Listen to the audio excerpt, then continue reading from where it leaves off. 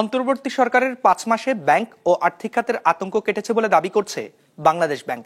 মঙ্গলবার সংবাদ সম্মেলনে মুখপাত্র জানান, মূল্যস্ফীতি নিয়ন্ত্রণে না আসা পর্যন্ত নীতি সুধার কমবে না।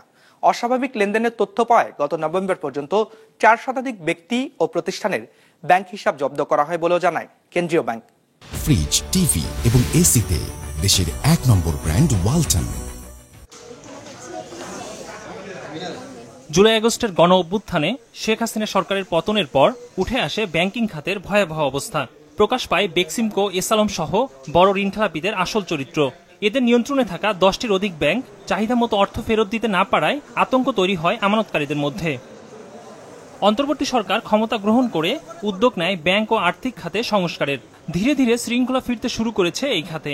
মঙ্গলবার সাংবাদিকদের মুখোমুখি হয়ে বাংলাদেশ ব্যাংকের মুখপাত্র জানান, কেন্দ্রীয় ব্যাংকের নানামুখী উদ্যোগে আতঙ্ক কেটেছে আর্থিক খাতে।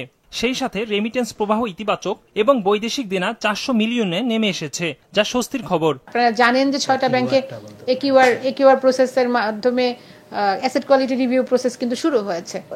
এটা তো একটা অগ্রগতি বলতে হবে। পাচার করা অর্থ নিয়ে আমরা ইতিমধ্যে আইনজীবী নিয়োগ করা, মামলা করা, সম্পদ বাজেয়াপ্ত করা, এই কাজগুলো কিন্তু অনেক আগাতে পেরেছি। এগ্রিগেটররা তারা সবাই মিলে ডলারের দামটা বাড়িয়ে দিয়েছে এবং কোনো ব্যাংক তাদের সাথে গিয়ে যোগ দিয়েছিল বা ট্রেড করেছিল। তো সেই সব ক্ষেত্রে আমরা কিন্তু এগুলো চিহ্নিত করেছি এবং ইতিমধ্যে এগুলোর বিরুদ্ধে কিন্তু কিছু ব্যবস্থা বাংলাদেশ ব্যাংক নিয়েছে। মূল্যস্ফীতি নিয়ন্ত্রণের জন্য বাংলাদেশ ব্যাংকে কঠিন সিদ্ধান্ত নিতে হয়েছে উল্লেখ করে মুখপাত্র বলেন, নীতি সুধার এখন সর্বোচ্চ। তবে পণ্যের সরবরাহ স্বাভাবিক না হওয়া পর্যন্ত দ্রুত পরিস্থিতি স্বাভাবিক হওয়া কঠিন বলেও মত দেন তিনি। নীতি সুধার বাড়িয়েছি, তার একটা প্রভাব মার্কেটে পড়বে, অর্থাৎ মানি সাপ্লাইকে এটা রহিত করবে। কিন্তু মূল্যস্ফীতির বিষয়টা এমন যে এই ভ্যারিয়েবলটা একটু ল্যাগিং ভ্যারিয়েবল, অর্থাৎ আপনি পলিসি রেট বাড়াবেন সাথে সাথে কমবে এমন নয়, এটা 6 মাস পরে গিয়ে রেসপন্স করতে পারে।